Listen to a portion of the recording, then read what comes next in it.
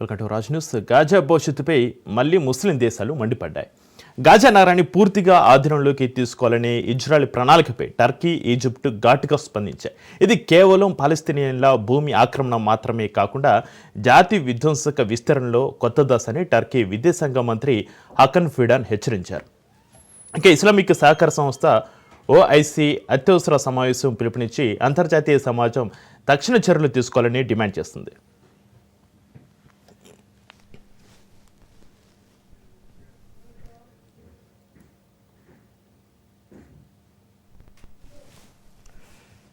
ఇక మరోవైపు Israel Gaza నగరాన్ని పూర్తిగా ఆధీనంలోకి తీసుకోవాలనే ప్రణాళికపై టర్కీ, ఈజిప్ట్ ఘాటుగా ఖండిస్తుంటే అమెరికా అనుకూల ధోరణి కలిగిన కొన్ని అరబ్ దేశాలు మాత్రం నిశ్శబ్దం పాటిస్తున్నాయి. టర్కీ విదేశాంగ మంత్రి హకన్ ఫిడాన్ ఈ ప్రణాళికను జాతి విధ్వంసక విస్తరణలో కొత్త దశగా వ్యాఖ్యానించి ముస్లిం దేశాలు ఐక్యంగా వ్యతిరేకించకపోతే గాజా శాశ్వత ఆక్రమణకు గురవుతుందని హెచ్చరిస్తే అమెరికా తొత్తులా వ్యవహరిస్తున్న కొందరు సభ్య దేశాల వైఖరి ముస్లిం ఐక్యతపై ప్రశ్నలు లేవనెత్తుతోంది. అమెరికా తొత్తులుగా మారిన కొన్ని ముస్లిం ప్రభుత్వాలు తమ స్వప్రయోజనాల కోసం ఐక్యతను పనంగా పెడుతుండడం ముస్లిం దేశాల మధ్య విభేదాలను మరింత ముద్రిస్తోంది. ఈ చీలిక భవిష్యత్తులో ముస్లిం ప్రపంచ శక్తి సమీకరణాలను శాశ్వతంగా మార్చే ప్రమాదంలో ఉంది.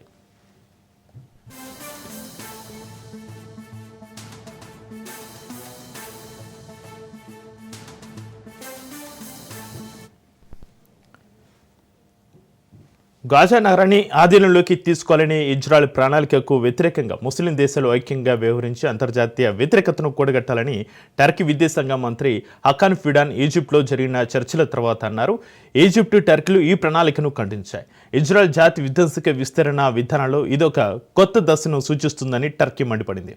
అదే సమయంలో ఈ ప్రణాళిక అమలును ఆపడానికి ప్రపంచ చర్యలు తీసుకోవాలని పిలుపునిచ్చింది. అయితే ఈ ప్రతిపాదన తమ వద్ద లేదని ఇజ్రాయెల్ చెప్పింది. ఇస్లామిక్ సహకార సంస్థను అత్యవసర సమావేశానికి పిలిచినట్లుగా ఫిడన్ చెప్పారు. ఇజ్రాయెల్ విధానం పాలస్తీనియన్లను ఆకలితో వారి భూముల నుంచి బయటకు పంపించడమే లక్ష్యంగా పెట్టుకుందని, గాజాను శాశ్వతంగా ఆక్రమించడమే లక్ష్యంగా పెట్టుకుందని, ఇజ్రాయెల్కు మద్దతు ఇవ్వడం కొనసాగించడానికి దేశాలు సమర్థనీయమైన సాకు లేదని ఫిడన్ అన్నారు. ఇక ఇజ్రాయెల్ గాజాలో ఆకలితో అలమటించే విధానాన్ని కలిగి ఉందని ఖండించింది. 2023 అక్టోబర్లో జరిగిన దాడిలో 1200 మందిని చంపిన పాలస్తీనా మిలిటెంట్ గ్రూపు హమాస్ లొంగిపోవడం ద్వారా యుద్ధాన్ని ముగించగలదని చెప్పింది.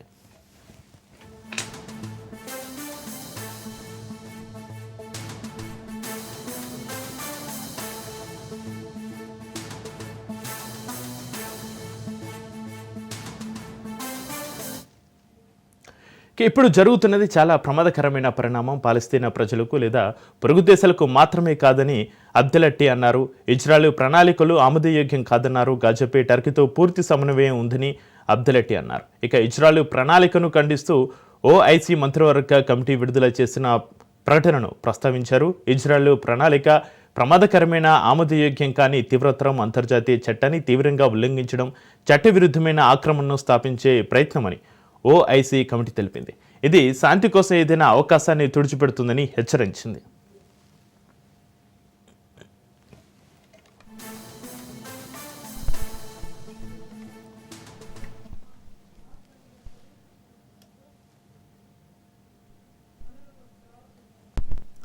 ఇక ఈజిప్టు, ఖతార్, అమెరికా స్టేట్స్ నుంచి మధ్యవర్తిత్వ బృందాలు ఇజ్రాయెల్, హమాస్ మధ్య కాల్పుల విరమణకు నెలల తరబడి కృషి చేస్తున్నాయి. ఇజ్రాయెల్ గాజా నగర ప్రణాళికను తమ చట్టపరమైన మానవతా బాధ్యతలను స్వీకరించాలని, ఆపడానికి తక్షణ చర్య తీసుకోవాలని ప్రపంచ శక్తులు ఐక్యరాజ్య సమితి భద్రతా మండలిని ఓఐసీ కోరింది. అదే సమయంలో ఇజ్రాయెల్ అంతర్జాతీయ చట్ట ఉల్లంఘనలకు తక్షణ జవాబుదారితనం నిర్ధారించింది. ఇక ఇదే అంశంపైన మనం చర్చిద్దాం. మనకు అందుబాటులో ఉన్నారు మన్య కోటేశ్వరరావు గారు, ప్రముఖ జాతీయ రాజకీయ విశ్లేషకులు. నమస్కారం అండి కోటేశ్వరరావు గారు. నమస్తే, చెప్పండి. కోటేశ్వరరావు గారు, గాజా నగరాన్ని ఆధీనంలోకి తీసుకోవాలని ఇజ్రాయెల్ ఎందుకు ప్లాన్ చేస్తుంది? గాజా అనేది ఒక నగరం కాదు, ప్రాంతం. ఆ ప్రాంతంలో చిన్న చిన్న నగరాలు ఉన్నాయి. గాజా ప్రాంతం, గాజా స్ట్రిప్ అంటారు, అంటే ఒక ముక్కలాగా ఉంటుంది కనుక అది ఆ విధంగా చెప్పారు. దాన్ని ఆక్రమించడానికి ఇజ్రాయెల్ ప్రయత్నిస్తూ ఉన్నది. దానికి హమస్ ని ఒక సాకుగా చూపుతోంది అనేది గడిచినటువంటి, అంటే 2023 అక్టోబర్ 7వ తారీఖు జరిగినటువంటి ఉదంతం తర్వాత ఈ పరిణామం జరుగుతూ ఉంది. 1195 మందిని హమస్ సాయుధులు చంపిన మాట వాస్తవం. వాళ్ళేమి అమాయకులైనటువంటి ఇజ్రాయెల్ పౌరులు. కానీ ఆ పేరుతోటి అప్పటి నుండి ఇప్పటి వరకు హమస్ ఇజ్రాయెల్ 61,000 దాదాపు 62,000 మందిని, పిల్లల్ని, మహిళల్ని, ఎక్కువ మందిని చంపేసింది. 152,000 మందిని గాయపరిచింది. లక్షలాది ఇళ్లను ధ్వంసం చేసింది. ఇది చాలక మొత్తం గాజా ప్రాంతాన్ని అంతటిని కూడా మేము ఆక్రమించుకుంటామనే పద్ధతిలో వెళ్తా ఉందనేది మనకి చూస్తున్నాం. ఈ పరిణామాన్ని మరి ప్రపంచం కానీ లేదా ముస్లిం అరబ్ దేశాలు కానీ అంగీకరిస్తాయంటే అంగీకరించేటువంటి సమస్య లేదు. తెగేదాకా లాగేట్లయితే ఇజ్రాయెల్ పని పట్టేందుకు కూడా అవి సిద్ధపడతాయనేది మనం అర్థం చేసుకోవచ్చు. అయితే మీరు అన్నట్టుగా ఇంటర్లో మీరు చెప్పినట్టుగా మరి అరబ్ లేదా ముస్లిం దేశాల్లో ఐక్యత ఉన్నదా అంటే ఐక్యత ఒక విషయంలో ఐక్యత ఉన్నది. ఏమిటి అంటే పాలస్తీనా ఏర్పడాలనేటువంటి విషయంలో ఐక్యత అయితే ఉన్నది. ఏ దేశం కూడా పాలస్తీనాకు వ్యతిరేకంగా ఇంతవరకు ఎలాంటి ప్రకటన చేయలేదు. అయితే మరి అనైక్యత ఎక్కడ అంటే ఇజ్రాయెల్ విషయంలో అనైక్యత ఉన్నాయి. ఓకే, ఇజ్రాయెల్ని ఏ విధంగా దారిలోకి తీసుకురావాలి అనేటువంటి విషయంలో కొన్ని దేశాలు అమెరికాకి అనుకూలంగా లేదా ఇజ్రాయెల్కి మద్దతుగా తటస్థంగా కానీ లేదా అనుకూలంగా కానీ ఉన్నమాట వాస్తవం. అటువంటి పరిస్థితి కనుక లేకుండా మొత్తం ఆ ప్రాంతంలో ఉన్నటువంటి దేశాలన్నీ ఐక్యంగా ఉండేట్లయితే పాలస్తీనా అనేటువంటిది ఎప్పుడో ఏర్పడి ఉండేది. దానికి పూర్తి స్థాయి దేశ హోదా దక్కి ఉండేది. ఆ అనైక్యతే ఇవాళ ఇటువంటి దుర్మార్గానికి దారితీస్తుందనేది మనం గమనించాలి. ఎస్. అయితే కోటేశ్వరరావు గారు, గాజా అసలు భవిష్యత్తు ఎలా ఉంటుంది? ముస్లిం దేశాలు ఏం చెప్తున్నాయి? గాజా భవిష్యత్తు అనేటువంటిది ఈ ఒక్క ముస్లిం దేశాల సమస్యగానే మనం చూడకూడదు. ఓకే, యావత్ సభ్య సమాజం, ప్రపంచ సభ్య సమాజం దాని మీద గతంలోనే ఒక వైఖరిని వెల్లడించింది. ఏమిటి అంటే పాలస్తీనాని, ఉమ్మడిగా ఉన్నటువంటి పాలస్తీనాని విభజించి ఇజ్రాయెల్, పాలస్తీనా 2 దేశాలను ఏర్పాటు చేయాలని చెప్పేసి ఐక్యరాజ్య సమితి నిర్ణయించింది. అయితే ఆ విధమైనటువంటి విభజనని ఇవాళ మనం అనుకుంటున్నటువంటి అరబ్ లీగ్ మొదట వ్యతిరేకించింది. పాలస్తీనాన్ని విభజించడానికి వీల్లేదు, అందులో భాగంగానే యూదులు కూడా ఉంటారు తప్ప పాలస్తీనా విభజనకి మొత్తంగానే వ్యతిరేకం.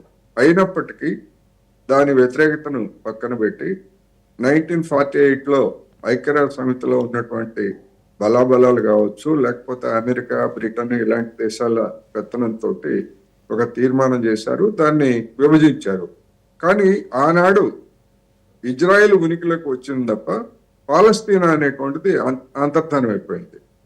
పాలస్తీనాకు కేటాయించినటువంటి అనేక ప్రాంతాలని అప్పటి నుంచి వరుసగా ఇజ్రాయెల్ ఆక్రమించుకుంటూ వస్తాం. మనం మ్యాప్లను కనుక చూసేట్లయితే 1948లో ఇజ్రాయెల్, పాలస్తీనా ఎట్లా ఉంది, ఇప్పుడు ఎట్లా ఉంది అని కనుక మనం చూసేట్లయితే ఏ విధంగా క్రమంగా గడిచినటువంటి 70-80 సంవత్సరాల్లో దాన్ని ఆక్రమించుకుంటూ వస్తుందో మనకు అర్థమవుతుంది.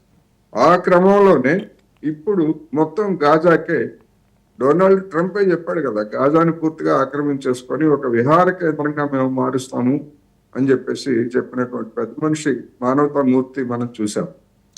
ఆ దిశగా ఇప్పుడు మొత్తంగా ఆకలితోటి గాజాలో ఉన్నటువంటి వాళ్ళందరినీ, జనాన్ని చంపేసి తమ కాళ్ళ దగ్గరకు తెచ్చుకోవాలనేటువంటిదే ఇవాళ ఇజ్రాయెల్ చేస్తున్నటువంటి దుర్మార్గమైనటువంటి ప్రయత్నం. అందుకని దీని భవిష్యత్తు ఎట్లా ఉంటుంది ఏమిటి అని చూసినప్పుడు మనం పాలస్తీనా లేదా గాజా, పాలస్తీనాలో భాగమైనటువంటి మరొక ప్రాంతమైనటువంటి వెస్ట్ బ్యాంక్, దీన్ని కనుక చూసినప్పుడు ఇవాళ ఉన్నటువంటి 70-80 ఏళ్ల వాళ్ళందరూ కూడా ఈ ఇజ్రాయెల్ దురాక్రమణ లేకపోతే దురాగతాల మధ్యనే పుట్టి పెరిగినటువంటి వాళ్ళు. అందుకని వాళ్ళకి ఈ దాడులు లేకపోతే ఈ చంపివేయడాలు అనేటువంటిది వాళ్ళకేమి కొత్త ఏమి కాదు. యుద్ధంలోనే పుట్టారు, యుద్ధంలోనే పెరుగుతున్నారు, యుద్ధంలోనే మరణిస్తున్నారు. తరతరాలుగా జరుగుతున్నటువంటి పరిణామం. అందుకని చివరి రక్త పొట్టు వరకు వాళ్ళు పోరాడతారనేటువంటిది మనకి స్పష్టంగా కనిపిస్తా ఉంది. ఎందుకంటే మాతృదేశం మీద ఉన్నటువంటి అభిమానం ప్రపంచ చరిత్రను చూసినా, లేకపోతే పాలస్తీనియన్ల చరిత్రను చూసినా గానీ ఆ మాతృదేశ అభిమానం అనేటువంటిది ఎన్ని త్యాగాలకైనా కూడా పురుగొల్పుతుందనేది మనకు కనిపిస్తుంది. అందుకని ఎప్పటికైనా దానికి రెండు దేశాలు పరిష్కారం అనేటువంటిదే ఒకటి. ఎస్. మనం ఒక అరబ్ దేశాలు లేదా ఇస్లామిక్ దేశాల్లో ఉన్నటువంటి అనేకతనే చూస్తున్నాం. గడిచినటువంటి ఏడాది కాలంలో గాజాలో ఇజ్రాయెల్ జరిపినటువంటి దుర్మార్గానికి వ్యతిరేకంగా ఐరోపా దేశాల్లో కూడా గణనీయమైనటువంటి ఒక మార్పు కనిపిస్తా ఉంది. ఎందుకు? ఐరోపా సమాజం మానవత్వం గురించి, మానవ హక్కుల గురించి ఇవన్నీ కూడా కబుర్లు చెప్తారు. మరి గాజాలో ఈ విధమైనటువంటి పిల్లల్ని, మహిళల్ని ఆ విధంగా అన్నమో రామచంద్ర లేకపోతే బ్రెడ్ కావాలని ఐక్యరాజ్య సమితి సహాయ కేంద్రాల దగ్గరికి వచ్చినటువంటి వాళ్ళని కూడా నిర్దాక్షిణ్యంగా చంపేస్తున్న తర్వాత ఎస్. ఐరోపాలో ఉన్నటువంటి జనంలో కూడా మార్పు రాకుండా ఎలా ఉంటుంది? అందుకనే ఇప్పటికి 9 దేశాలు, అంటే ఏడాది క్రితం ఉన్నటువంటి పరిస్థితికి ఇప్పటికి 9 దేశాలు పాలస్తీనాని గుర్తించాలి. ఒక 4 దేశాలు అయితే ఆల్రెడీ గుర్తించాయి. నార్వే, స్పెయిన్, స్లోవేకియా, ఐర్లాండ్ దేశాలు ఏడాది క్రితమే గుర్తించాయి. ఏడాదికి ముందు అది ఇజ్రాయెల్ బలపరిచినటువంటి దేశాలు ఏడాది క్రితం దాన్ని గుర్తించాయి. ఇప్పుడు ఐరోపాలో ఉన్నటువంటి ప్రధానమైనటువంటి దేశాలైనటువంటి ఫ్రాన్స్, జర్మనీ, బ్రిటన్ కూడా మేము కూడా పాలస్తీనాన్ని గుర్తిస్తాము, ఎంతకాలం ఈ ఇజ్రాయెల్ దొండగాలు అనే విధంగా మాట్లాడుతున్నాయంటే ఐరోపాలో వస్తున్నటువంటి మార్పు. ఈ మార్పు అంటే ఏదో పాలకుల్లో, పాలక వర్గాల్లో కాదు, జనంలో వస్తున్నటువంటి మార్పుకు అనుగుణంగానే ఇది జరుగుతూ ఉందనేది నా అభిప్రాయం. అయితే సార్ ఇప్పుడు ఇస్లామిక్ సహకార సంస్థ ఓఐసి అంటే ఆర్గనైజేషన్ ఆఫ్ ఇస్లామిక్ కోఆపరేషన్ అత్యవసర సమావేశం పిలుపునిచ్చి అంతర్జాతీయ సమాజం తక్షణ చర్యలు తీసుకోవాలని డిమాండ్ చేస్తున్న పరిస్థితి. ఇంతకుముందు మీరు చెప్పారు ఇస్లామిక్ దేశాలే కాకుండా మొత్తం అంతర్జాతీయ సమాజం దీనిపైన స్పందించాల్సిన అవసరం ఉందని. మరి అంతర్జాతీయ సమాజం స్పందించే అవకాశం ఉందా? అలాంటి పరిస్థితి ఉందా? ఇవాళ ఉన్నటువంటి ఇప్పుడు మనం చూస్తున్నాం, ఇజ్రాయెల్ మీద కావచ్చు, లేకపోతే క్యూబా మీద కావచ్చు, లేకపోతే ఇతర అనేక దేశాల మీద జరుగుతున్నటువంటి దమనకాండకి వ్యతిరేకంగా ఎవరైనా భద్రతా మండలిలో తీర్మానం పెడితే అమెరికా వాటన్నిటిని కూడా వీటో చేస్తాం. వీటో చేసిన తర్వాత ఇంకా ఆ తీర్మానాలకి ఎలాంటి విలువ ఉండదు. ప్రతి ఏడాది పాలస్తీనా మీద, క్యూబా మీద, ఇంకా అనేక సమస్యల మీద ఐక్యరాజ్య సమితి సాధారణ అసెంబ్లీలో తీర్మానాలు చేస్తే సభ్య దేశాలన్నింటిలో 3-4 తప్ప మిగిలినటువంటి దేశాలన్నీ కూడా ఏకగ్రీవంగా ఈ డిమాండ్కి ఓటేస్తున్నాయి. కానీ వాటికి పూచిక పుల్ల విలువ కూడా లేదు సాధారణ అసెంబ్లీ చేసే తీర్మానం. అందువల్ల ఐక్యరాజ్య సమితి ఈ సమస్యను పరిష్కరించడంలో విఫలమైందనేది మనకు స్పష్టంగా కనిపిస్తూ ఉంది. దీనికి ప్రపంచంలో ఉన్నటువంటి స్వాతంత్ర పిపాసను కోరుకునేటువంటి వాళ్ళు, ప్రజాస్వామ్యాన్ని కోరుకునేటువంటి వాళ్ళు మరింతగా ముందుకు వచ్చి అమెరికా దుర్మార్గాన్ని ముందు ఖండించాలి. ఎందుకంటే అమెరికా మద్దతు లేకుండా ఒక్క క్షణం కూడా ఇజ్రాయెల్ అనేటువంటిది ఈ దుర్మార్గానికి పాల్పడేటువంటి అవకాశమే లేదు. అమెరికా ఎందుకు చేస్తా ఉన్నది అంటే పశ్చిమాసియాలో తన రాజకీయ ప్రయోజనాలు, ఆర్థిక ప్రయోజనాల కోసం ఇజ్రాయెల్ అనేటువంటి ఒక గూండాని పెంచి పోషిస్తా ఉన్నది అనేది మనకి స్పష్టంగా కనిపిస్తాం. అందుకని ఇది అంతర్జాతీయమైనటువంటి సమస్య. అంతర్జాతీయంగా దీని మీద ప్రజా ఉద్యమాలు రావాలి, ప్రపంచ ఒత్తిడి రావాలి అనేది అదే దానికి పరిష్కారం తప్ప దగ్గర దారులు అయితే లేవనేది నాకు. అయితే కోటేశ్వర గారు, ఇంతకుముందు మీరు చెప్పినట్టుగా ఇజ్రాయెల్ గాజా నగరాన్ని పూర్తిగా ఆధీనంలోకి తీసుకెళ్లనే ప్రణాళికపై టర్కీ, ఈజిప్టు ఘాటుగా ఖండిస్తుంటే అమెరికా అనుకూల ధోరణి కలిగిన కొన్ని అరబ్ దేశాలు మాత్రం నిశ్శబ్దం పాటిస్తున్నాయి. ఎందుకు అరబ్ దేశాలు మాత్రమే నిశ్శబ్దం పాటిస్తున్నాయి?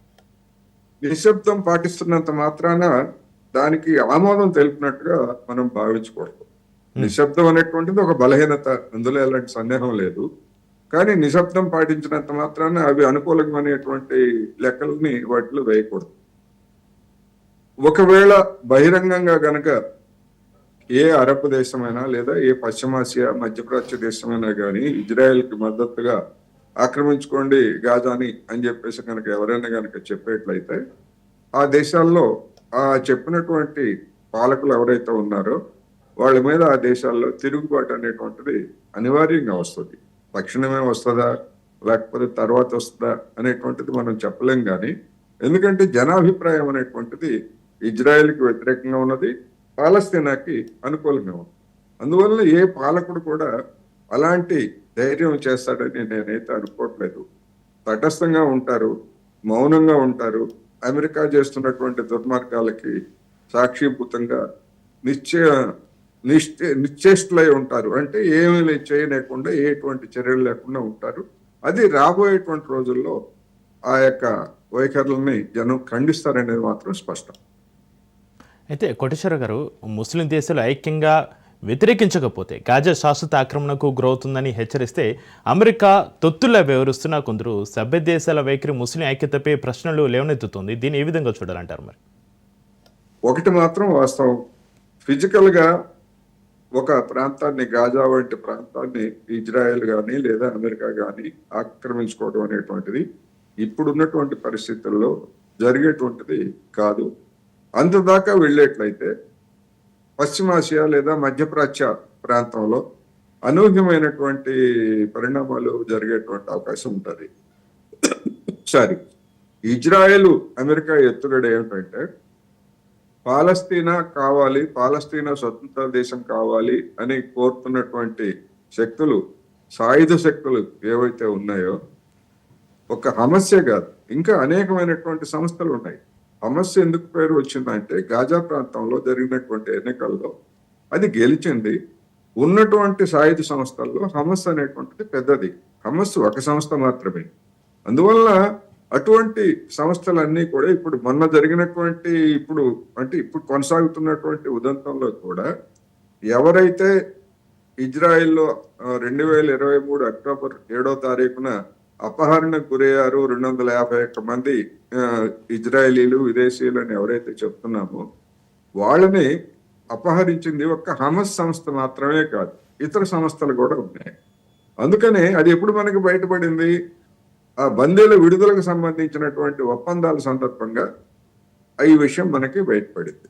అందుకని ఇజ్రాయేలీలని చంపినా గానీ లేదా బందీలుగా పట్టుకోవడంలో కానీ హమస్ ఒక్కటే కాదు, మిగిలినటువంటి సాయుధ సంస్థలు కూడా పాల్గొన్నాయి అనేది మనకి తెలుస్తాం. అటువంటి సంస్థలని ఇంతకాలమైన దాదాపు 20 నెలల పైన అయింది కదా, ఇంకో అక్టోబర్ నాటికి 2 ఏళ్ళు పూర్తవుతుంది. మరి ఇంతకాలం కూడా ఎంతమంది హమస్ సాయుధులను పట్టుకున్నారు, ఎంతమందిని మట్టుబెట్టారు అంటే సమాధానం చెప్పేటువంటి వాడు ఎవడు లేడు. ఎక్కడ మనకి ఆ సమాచారం లేదు. మేము అంతమందిని చంపేశాం, ఇంతమందిని చంపేశాం అంటారు. 61,000 మందిలో దాదాపు 80% మంది పిల్లలు, మహిళలే మనకి లెక్క కనిపిస్తున్నారు. అందుకని అది అంత తేలికైనటువంటి విషయం కాదు. కాకపోతే ఒక మైండ్ గేమ్ ఆడుతున్నారు. అక్కడ ఉన్నటువంటి జనాన్ని అంతటిని కూడా ఆకలితో మాడి చంపాలనేటువంటి ఒక దుర్మార్గమైనటువంటి కుట్ర జరుగుతూ ఉంది. మరి అంతర్జాతీయ సమాజం ఇవాళ ఉన్నటువంటి పరిస్థితుల్లో ఒక్క అరబ్ దేశాలే కాదు, అంతర్జాతీయ సమాజంలో కూడా విభేదాలు, అమెరికాకి అనుకూలంగా ఉండేటువంటి శక్తులు కొన్ని, వ్యతిరేకంగా ఉండేటువంటి శక్తులు కొన్ని, ఇట్లా అనేకమైనటువంటి విభేదాల నడుమ నిజానికి పాలస్తీనియన్లు రక్తం ఓడుతున్నారు అనేది మాత్రం వాస్తవం. అయితే కోటేశ్వరరావు గారు, అమెరికా తొత్తులుగా మారిన కొన్ని ముస్లిం ప్రభుత్వాలు తమ స్వప్రయోజనాల కోసం ఐక్యతను పనంగా పెడుతుండడం, ముస్లిం దేశాల మధ్య విభేదాలను మరింతగా బయట కనిపిస్తుంది అనేటువంటి కొన్ని విషయాలను చూస్తుంటే ముస్లిం దేశాలు చీలిక తప్పదనే ప్రశ్నలు కూడా తెలుగుతున్నాయి కదా. చీలిక అంటే పాలస్తీనా సమస్య మీద 2 శిబిరాలుగా ముస్లిం దేశాలు లేదా అరబ్ దేశాలు అనేటువంటివి చీలిపోయేటువంటి పరిస్థితి అయితే ఇప్పుడైతే లేదు. ఎందుకంటే అరబ్ లీగ్ అనేటువంటిది అది మొత్తంగా అరబ్ లీగ్ కొనసాగుతూ ఉన్నది, ఒక బాడీ, ఆర్గనైజేషనల్ బాడీ. దానిలో ఉన్నటువంటి దేశాలన్నీ కూడా మళ్ళా ఇతర దేశాలతోటి, ముఖ్యంగా అమెరికా లేదా ఐరోపా దేశాలు, ఇతర దేశాలతో సంబంధాల విషయానికి వస్తే ఏ దేశానికి ఆ దేశం స్వతంత్రమైనటువంటి వైఖరిని కలిగి ఉంటాయి. అందువల్ల అరబ్ లీగ్ లో నిజానికి మీరన్నట్టుగా ఐక్యత గనక ఉండేట్లయితే ఈ విధమైనటువంటి పరిణామాలు ఇంతకాలం ఈ విధంగా ఉండేది కాదు. ఉదాహరణకు ఈజిప్టే ఉన్నది. ఇవాళ ఈజిప్టు, ఈ టర్కీ గట్టిగా మాట్లాడుతున్నాయి గాజాని ఆక్రమించడానికి అంగీకరించమని. మరి ఇదే ఈజిప్టు ఒకనాడు పాలస్తీనాకు వెనుదన్నుగా ఉండే, ఎందుకంటే సరిహద్దు అదే కదా సార్. ఇప్పుడు గాజా దాటగానే ఈజిప్ట్ సరిహద్దు ఉంటుంది. అన్ని రకాలుగా మద్దతు ఇచ్చినటువంటి ఈజిప్టు తర్వాత అమెరికాకి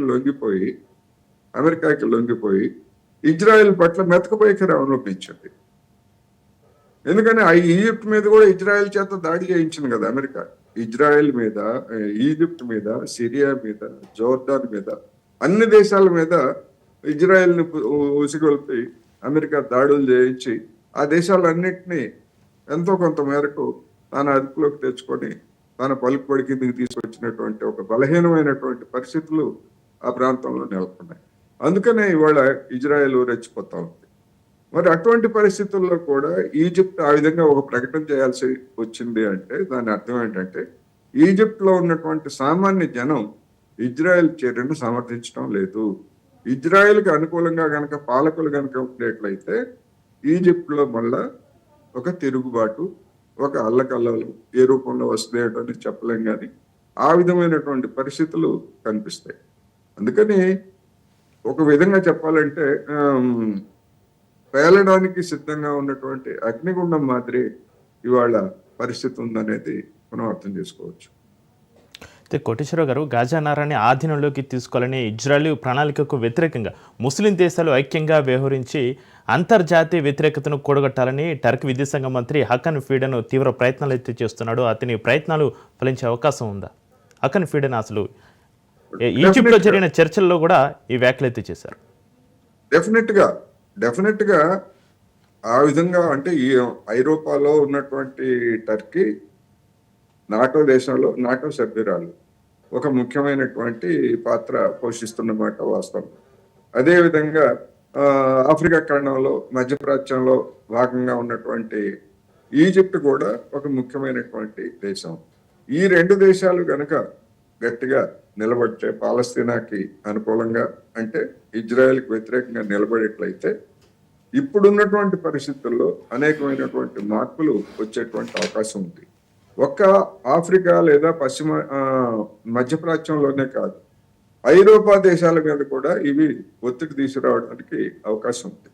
అందుకని ఐరోపా దేశాలు కూడా ఎంతకాలం ఇజ్రాయెల్ దుర్మార్గాన్ని ఏ విధంగా సమర్థిస్తూ ఆత్మరక్షణ హక్కు ఉంది, దాన్ని ఎవరు దాడి చేస్తున్నారు, ఇజ్రాయెల్ మీద ఎవరైనా దాడి చేస్తే ఆత్మరక్షణ హక్కు ఉందని సమర్థించవచ్చు. కానీ ఇజ్రాయెలే పాలస్తీనా వాళ్ళ మీద దాడులు చేస్తా ఉంది, పాలస్తీనా ప్రాంతాలన్నింటినీ ఆక్రమించుకుంటా ఉంది, ఇరుగు పొరుగు దేశాల మీద దాడులు చేసింది, ఇరుగు పొరుగు దేశాలకు చెందినటువంటి ప్రాంతాలన్నింటినీ ఆక్రమించుకుంది. ఇన్ని దుర్మార్గాలకు పాల్పడినటువంటి ఇజ్రాయెల్ని రాజకీయ కారణాలతోటి దానికి ఆత్మరక్షణ చేసుకునే హక్కు ఉందంటూ అమెరికా, ఐరోపా దేశాలన్నీ ఇంతకాలం సమర్థించాయి.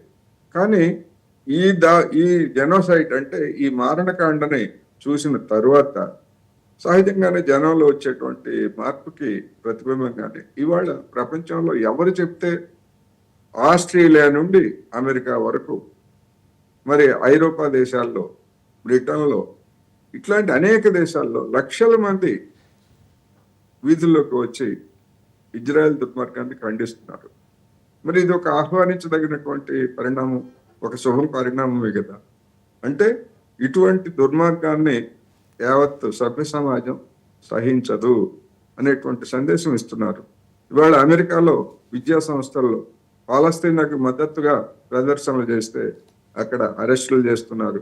లేదా ఆయా సంస్థలకి మీ కాలేజీలకు విద్యార్థులందరూ కూడా ఈ ఉద్యమంలో ఉన్నారు కనుక మీ కాలేజీలకు నిధులు ఆపేస్తాం, లేదా మీ యూనివర్సిటీలకు నిధులు ఆపేస్తాం అని చెప్పేసి ట్రంప్ వాళ్ళు బెదిరిస్తున్నటువంటిది మనం చూస్తున్నాం.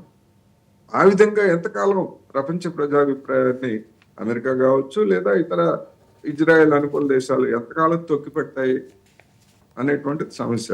అందుకని రాబోయేటువంటి రోజుల్లో ఇది ఒక అంతర్జాతీయ ఉద్యమానికి దారితీసినా కూడా ఆశ్చర్యం లేదు. ఈ దారుణమైనటువంటి మారణకాండ ఇలాగే కొనసాగుతూ ఉంటే రోజు ఇప్పుడు ఐక్యరాజ్యసమితి సహాయ కేంద్రాల దగ్గర రొట్టె ముక్క, పాలు సహాయం చేయడానికి వెళ్తే అక్కడికి వెళ్ళినటువంటి పిల్లలు, ముసలాళ్ళు, మహిళలు వాళ్ళని కూడా చంపేస్తా ఉంటే ఇంకా పశ్చిమ దేశాలు చెప్పేసినటువంటి మానవత్వ కబుర్లు, మానవ హక్కులు ఎక్కడ ఇంకా. అందుకని డెఫినెట్ గా మొత్తం యావత్ సమాజం కూడా ఈ దుర్మార్గాన్ని సహించదు అనేది మనకి స్పష్టంగా కనిపిస్తా ఉంది. అయితే ఇప్పుడున్నటువంటి ఉద్యమాలు లేకపోతే ఒత్తిడి చాలదు. ఈ దుర్మార్గానికి ఇంకా కొన్ని వందల రెట్లు ఎక్కువగా ఒత్తిడి తేవాల్సినటువంటి అవసరం అయితే ఉంది. అయితే కోటేశ్వరరావు గారు, ఒకవేళ ముస్లిం దేశాల్లో ఒకవేళ చీలిక వచ్చినట్లయితే భవిష్యత్తులో పరిస్థితులు ఏ విధంగా ఉండే అవకాశం ఉందంటారు? ముస్లిం దేశాల్లో చీలిక వచ్చేట్లయితే ముందు పాలస్తీనా సంగతి ఏమో కానీ ఆ చీలికకు ఇజ్రాయెల్కి మద్దతుగా ఉండేటువంటి ఆ పాలకుల పనిని అక్కడ జనం పడతారనేది మనం ముందుగా గమనించాలి. అందుకని ఆ జనం యొక్క అభిప్రాయాన్ని వాళ్ళు కనుక విస్మరించి గుడ్డిగా ఇజ్రాయెల్కి లేదా అమెరికాకి కనుక మద్దతు ఇచ్చేట్లయితే ఆ దేశాల్లో ముందు కల్లోలం వస్తుంది, ఆ దేశాల్లో తిరుగుబాటు వస్తాయి. అందుకని ఆ విషయాన్ని కూడా ఆ దేశాలు గమనించుకోవాలి. ఆ విధంగా పాలస్తీనా విషయంలో ఏ విధమైనటువంటి చీలిక లేదు, రాబోయే రోజుల్లో కూడా రాదు. ఇజ్రాయెల్ విషయంలోనే నేను ముందే చెప్పినట్టుగా ఇజ్రాయెల్ విషయంలో కూడా బరి తెగించి ఎవడైనా నేను ఇజ్రాయెల్ని సమర్థిస్తున్నాను అంటే దాని అర్థం పాలస్తీనా వాళ్ళని చంపేయమని చెప్పేసి చెప్పినట్టే. అటువంటి పని ఎవడైనా చేసేట్లయితే ఏ పాలకుడైనా, ఏ ఇస్లామిక్ దేశమైనా లేదా అరబ్ దేశమైనా కానీ గనక అటువంటి దుర్మార్గానికి పాల్పడితే ముందు ఆ దేశాల్లో ఉన్నటువంటి పాలకుల పని జనం పడతారు అనేది మనకి స్పష్టంగా చెప్పొచ్చు. అయితే కోటేశ్వరరావు గారు, ఈజిప్ట్, ఖతార్, అమెరికా స్టేట్స్ నుంచి మధ్యవర్తిత్వ బృందాలు ఇజ్రాయెల్, హమాస్ మధ్య కాల్పుల విరమణకు నెలల తరబడి కృషి అయితే చేస్తున్నాయి, కానీ ఫలితం అయితే కనిపించడం లేదు. అసలు ఇజ్రాయెల్ వర్షన్ ఏ విధంగా ఉంది?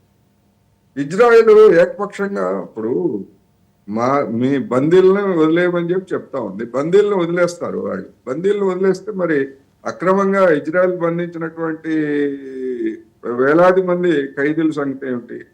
అదే విధంగా మరి ఇంత దుర్మార్గానికి పాల్పడినటువంటి దీని సంగతి ఏమిటి అనేటువంటిది సహజంగానే ముందుకు వస్తుంది.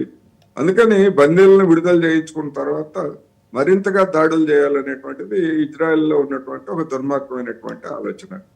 ఆ కారణంగానే అది కుదరలేదు. రెండోది, హమస్ వాళ్ళు ఒక మెట్టు దిగి వచ్చి మేము బందీలను విడుదల చేస్తాము, తమాషా ప్రకారం మా పాలస్తీనియన్లను కూడా విడుదల చేయాలని చెప్పేసి కొంతమందిని విడుదల చేశారు. ఆ మేరకు పాలస్తీనియన్లను కూడా విడుదల చేశారు. కానీ మార్చి నెల నుంచి ఆ ఒప్పందాన్ని ఉల్లంఘించింది ఎవరంటే ఇజ్రాయెలే ఉల్లంఘించింది. మార్చి నెల నుంచి ఉల్లంఘించి రోజు దాడులు జరుపుతా ఉంది. ఎవరి మీద దాడులు జరుపుతా ఉంది? హమస్ మీద దాడులు జరుపుతూనే ఉంటున్నారు. కానీ చనిపోతున్నది ఎవరు? ఆహారం కోసం సహాయ కేంద్రాల దగ్గరకు వచ్చినటువంటి అమాయకులైనటువంటి జనం. వాళ్ళు ఏమి సాయుధులు కాదు, లేకపోతే ఆయుధాలు పట్టుకొని ఇజ్రాయెల్ మిలిటరీ మీద ఏం దాడులు చేయడం లేదు. వాళ్ళు చనిపోతున్నారు. అన్ని రకాల ఉల్లంఘనలకు పాల్పడింది. మానవతాపూర్వకమైనటువంటి సాయాన్ని కూడా రానివ్వట్లేదు, ఇతర దేశాల నుంచి వచ్చేటువంటి సాయాన్ని కూడా. ఇంత దుర్మార్గం అనేటువంటిది నిజంగా వర్తమాన కాలంలో ఇప్పుడు మనం యూదుల్ని హిట్లర్ హయాంలో గ్యాస్ ఛాంబర్లో వేసి చంపాడు, ఇట్లాంటి దుర్మార్గాలు అన్ని మనం విన్నాము. ప్రపంచం అంతా కూడా నిజంగా ఇంత దుర్మార్గం, హిట్లర్ ఇంత దుర్మార్గుడా అని ఆ రోజు నివ్వెరపోయింది. కానీ ఇవాళ ఆ దాడులకి లేదా ఆ మారణకాండకు గురైనటువంటి ఆ యూదులే ఇవాళ నరరూప రాక్షసులుగా మారి మరి గాజాలో పిల్లల్ని, మహిళల్ని ఆ విధంగా చంపుతున్నారంటే మరి దీన్ని ఎట్లా అర్థం చేసుకోవాలి? ఎందుకని పశ్చిమ దేశాలన్నీ ఇంత నిస్సిగ్గుగా ఎందుకు చేస్తున్నాయి? ఆస్తుల కోసం, లేకపోతే సంపదల కోసం, ఆ ప్రాంత రాజకీయాల కోసం ఇంత దుర్మార్గానికి పాల్పడాల అనేటువంటి సమస్య ఇవాళ ఆలోచించేటువంటి ప్రతి ఒక్కరిని వేధిస్తున్నటువంటి అంశం. రైట్, థ్యాంక్ యూ కోటేశ్వరరావు గారు. ఇక ఇజ్రాయెల్ గాజా నగర ప్రణాళికను తమ చట్టపరమైన మానవతా బాధ్యతలను స్వీకరించాలని ఆపడానికి తక్షణ చర్య తీసుకోవాలని ప్రపంచ శక్తులు, ఐక్యరాజ్య సమితి భద్రతా మండలిని OIC అయితే కోరింది. చూడాలి మరి మున్ముందు ఏం జరగనుంది. అదే సమయంలో ఇజ్రాయెల్ అంతర్జాతీయ చట్ట ఉల్లంఘనలకు తక్షణ జవాబుదారితనం నిర్ధారించింది. ఇది ఇవాళ స్పెషల్ డిబేట్. చూస్తూనే ఉండండి రాజ్ న్యూస్.